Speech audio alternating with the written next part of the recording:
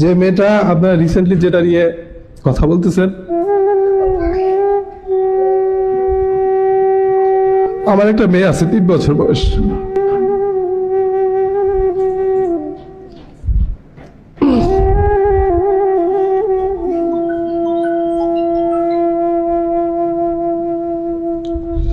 আমার চাকরি জীবনে আমি অনেক ভয়ঙ্কর লাশের শ্রোধার করছি,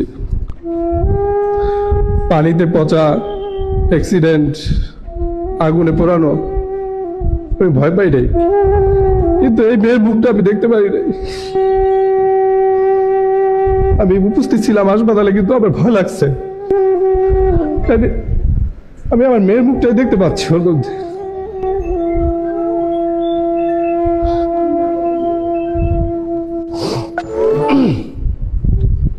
সর্বোচ্চ বিচার কোনো সমাধান না, এটা হেল্প করবে অপরাধ দমনে।